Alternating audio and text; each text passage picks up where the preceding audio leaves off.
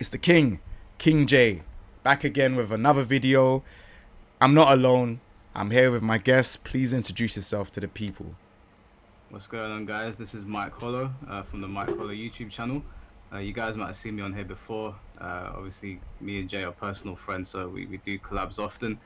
I just general fighting game stuff on my channel. Sometimes I talk about other things like Black Myth Wukong or general sentiments in the gaming community. Sometimes the videos are controversial, sometimes they're just a bit of fun. So, yeah. Sick, man. It's great to have you on, man. It's like there's a lot of stuff that I want to talk about when it comes to like Mortal Kombat. I know that Khaos Reigns is coming soon, so I want to talk to you about if you feel like it's gonna save Mortal Kombat. And then I also want to talk about Cyrax and Sektor, just the DLC in general, right? So the first things we're going to do is we're going to talk about the Mortal Kombat 1 Cyrax Sektor and the DLC. We then will segue over to, talk about other things as well. So, yeah, first things first, MK1, Khaos Reigns, Cyrax and Sektor. What do you think about those characters coming back into Mortal Kombat? Do you feel like they should have been in there already? Do you not really care about them? What's your thoughts on it?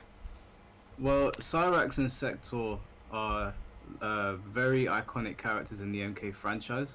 They're very recognizable. They're probably the most recognizable characters from the whole cybernetic initiative.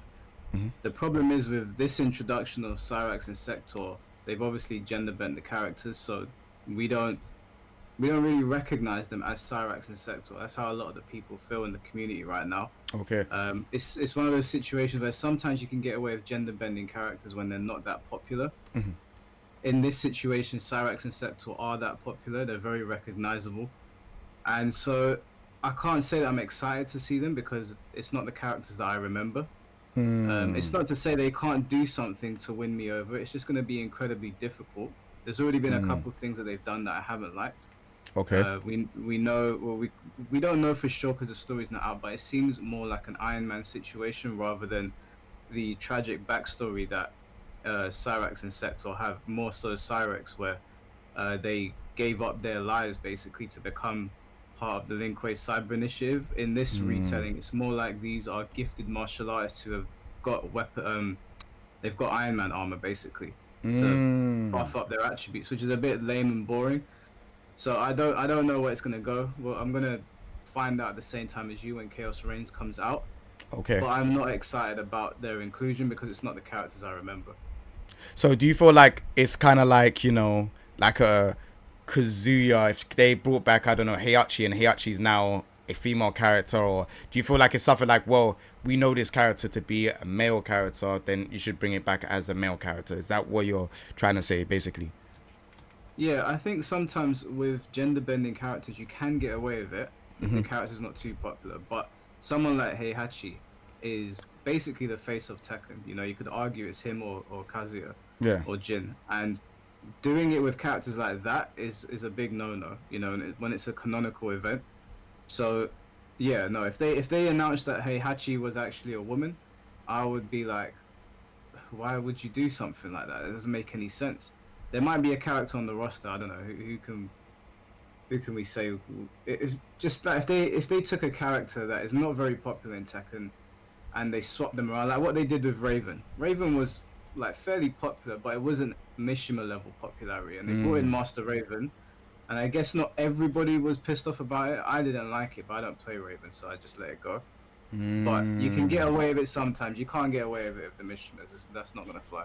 So don't you think, like, because they've changed, like, like, I follow Mortal Kombat pretty well. I'm not like no pro player or anything like that, but from what I could see, it's like they've changed the characters into female characters, right? But it's like, don't you think, like, because I was watching like a lot of people tweet about it, and they was talking about like Cyrax was female in one of the previous games. Don't you feel like it's okay for these type of characters because they're kind of like in these cyber suits, if you will?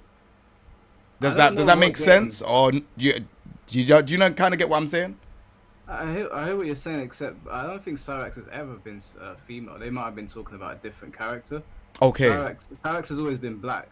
Cyrax has always been a okay, black character. They were unveiled in Mortal Kombat Gold. Okay, way okay. back, way back when. So we've always known that they were black. Black. There was some debate recently on where they were from, but they've always been black. So that was never an issue. When Cyrax was unveiled to be black in MK1, it was like whatever. The problem was that it was a woman and not a man. Mm. Okay, okay, okay. So like, all right, cool. Like moving on from that, yeah. What do you think about like the actual DLC? So like not the story. We're gonna get into that and the pricing. But what do you think about the actual DLC? Because obviously you got Noob Saibot, which they're gonna unveil probably a trailer maybe this week or next week. Then you have T1000, Conan, and you have Scream. I think the Ghost. Scream, Yes, yeah. yeah. So Ghost Scream. Ghostface. What do you think about that DLC right there? Like, are you happy with it? Do you think it's better than the first DLC? What do you think? I think that Mortal Kombat has leaned far too much into guest characters. I get why they do it. I had an altercation with Ruffelmonger about this.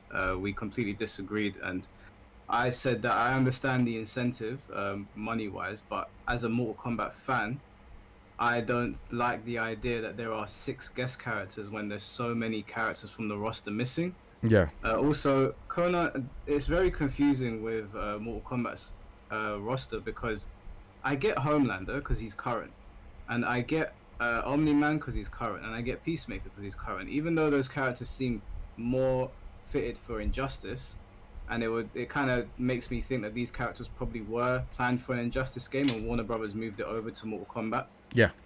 They still make more sense to have as DLC characters because they're current. But Conan the Barbarian, Ghostface, and the T1000 are characters from yesteryear. They're like films that came out when we were kids, and Conan was even before that.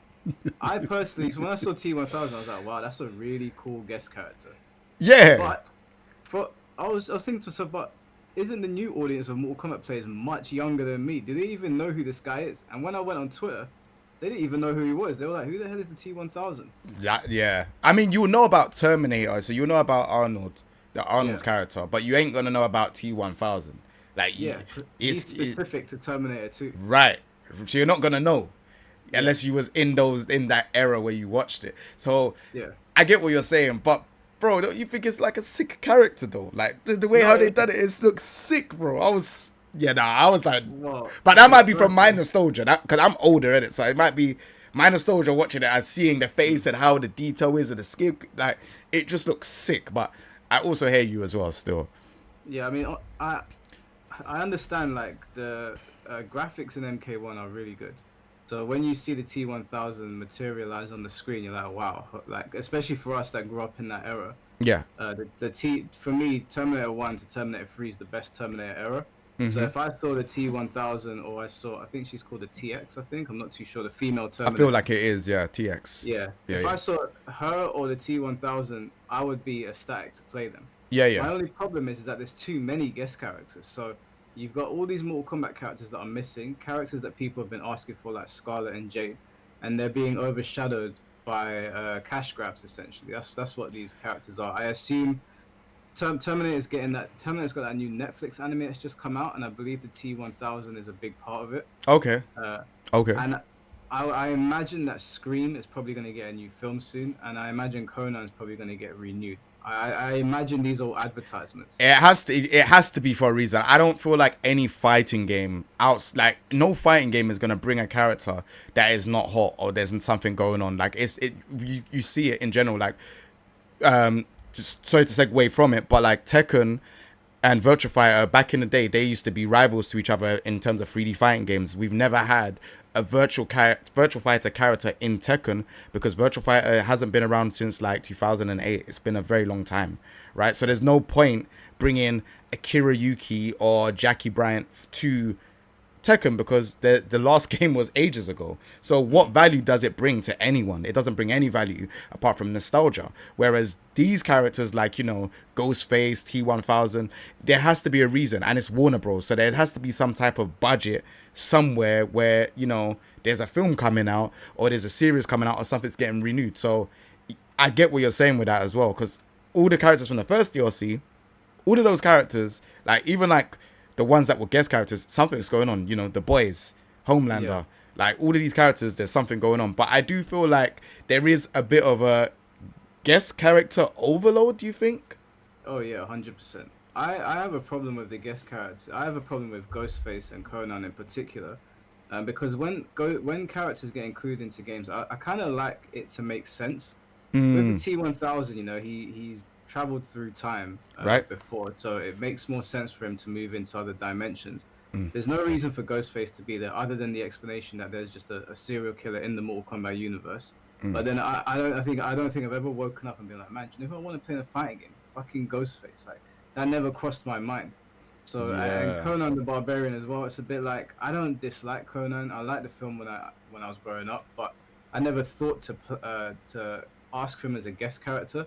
With previous guest characters in Mortal Kombat, like Freddy Krueger, they had a smart way of crafting them into the story. Like Shao Kahn went to sleep, and Freddy was in his dream, and Freddy crossed over. I can't remember what the exact details were, but it was kind of cool. But some of them just throw you off. Like even Negan in Tekken 7. When I saw that, I was like, "Who? Why is Negan in Tekken 7?" Like it made no sense. He won me over because of his gameplay. I actually thought they did a pretty good job. Very good. Very good But job. initially, the reaction was, "The Walking Dead and Tekken. Like what? Am I smoking crack right now?" I literally thought I was high when I saw that.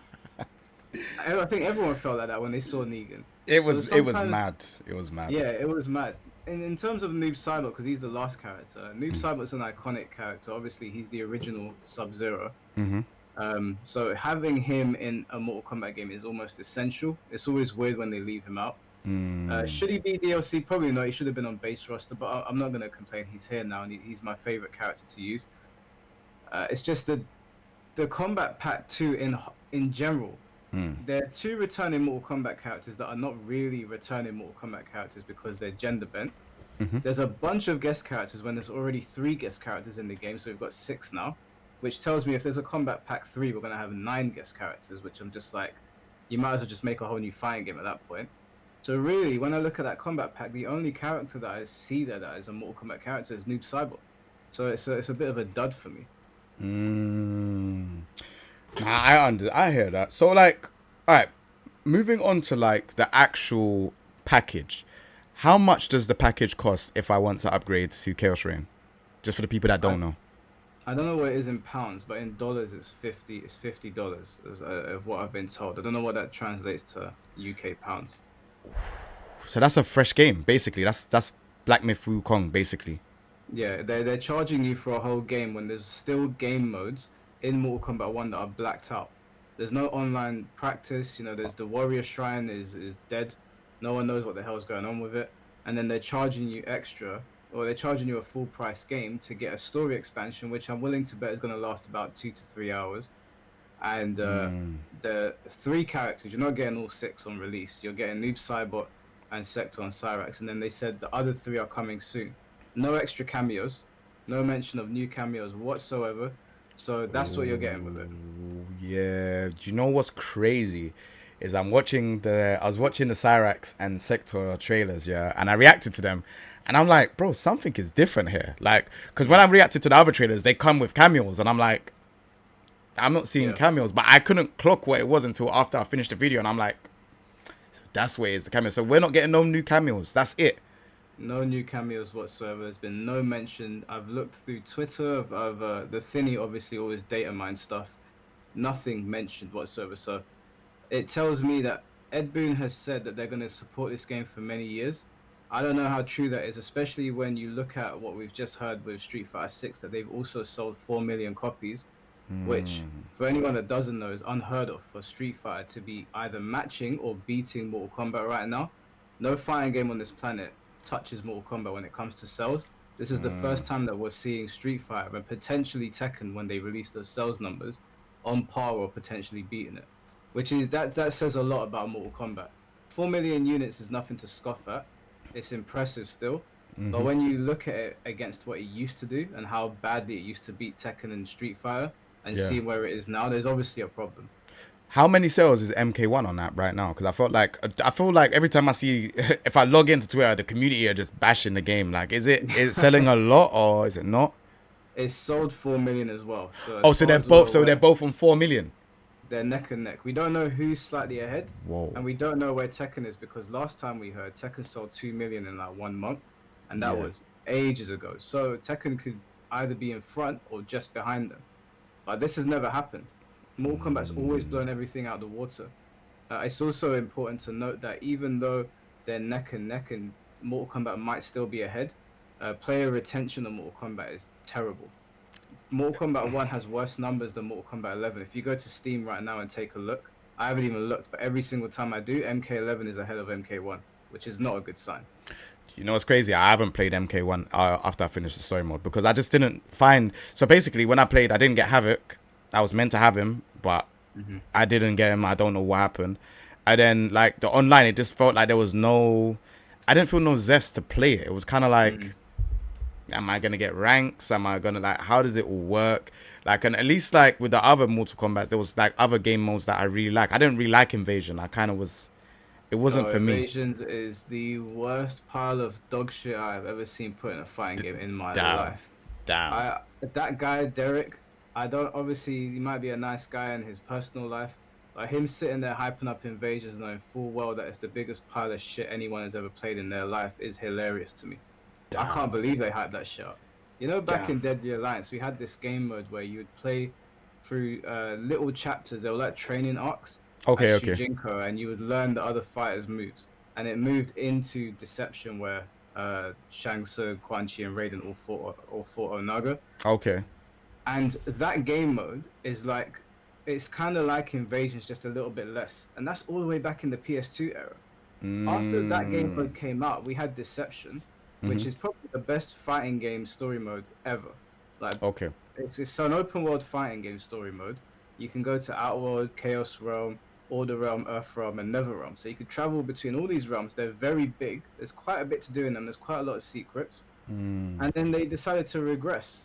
You know, they had Armageddon, which was more like a God of War story mode, which again was very good. Not as good as Deception, but still good. And then we got the more movie style story modes of the NRS era with MK9, 10, and 11, because they took that from MK vs DC. And I thought going into MK1, okay, they're going to give us an MK1 story mode, and they're going to build upon what everybody's been talking about with Mortal Kombat Deception, which was the best gameplay that we've received out other than Shaolin Monks, I guess. And they didn't. They went however many years back, more than 10 years back, and created one of the most garbage things I've ever seen in my life. So, like, what do you think about, like, I feel like the mode is it Tales of Crypt or the Crypt, like, where you can find, like, your own, like, stuff. You can find, like, you know, new items. Why did they not bring that in Mortal Kombat 1? I don't understand. That mode, for me, I really love that mode. It's so sick. I thought that they were going to build upon that mode and turn it into more of like that's where you're going to play the story. They had like that God of War feel to it, just very bare bones. Right. And they decided to scrap it. I couldn't tell you why. It was very good. The only thing I didn't like about it was the jump scares when the spiders would like jump on the screen. Oh no, that's funny. That's funny. I fucking hate jump scares. I hate them in horror films because it's cheap. It's a cheap scare because anyone can jump scare you. But other than that, it was a good mode. And then they just, you know, for everything that I said about MK11, because I wasn't kind to that game either, as a full package, it had most of the things you would want from a Mortal Kombat game. But MK1 is bare bones. So for them to charge you $50 to play a story mode that's going to last no more than 2 to 3 hours, and then a bunch of characters you don't even know, it's a bit much of it's a bit of an ask. Yeah. Now, fair enough then. So, like, it's, you know, like, when it comes to, like, fighting gamers, we always kind of complain about, like, pricing of things. Do you feel like the pricing of Mortal Kombat 1, like, you know, Khaos Reigns, do you think it's a lot for just an expansion? I know we get the story mode, and the story mode looks absolutely sick, but don't you think it's a lot? Yeah, I think it's too much. I think it should have been $30, if I'm being completely honest. The fact that there's still game modes that are blacked out in the base game, the fact that we had to wait for King of the Hill crossplay for ages, and even when they announced that it would be in the game, they delayed it again. The fact that the game was nothing but a glitchy mess to the point that people were watching at Evo just to see if it was going to glitch on the main stage. The fact that they can't balance their characters properly. The fact that there's no communication on Twitter up until recently. No, they are insane to be charging $50. There's no chance that I would spend my money on that. That is rough, man. All right, so it leads me on to my last question, man. Do you believe Mortal Kombat 1 Chaos Reign can save Mortal Kombat 1? Do you No. believe the expansion, like, so like, actually, before we even get into that, let me just segue, so it's another video. But listen, I hope you lot enjoyed this video. Make sure you lot go and watch the next video that we're talking about, which is MK1 Chaos Reign saving Mortal Kombat 1. That's the next video that we're gonna do, right? So make sure you lot go check that out, because it is, we need to get into that discussion.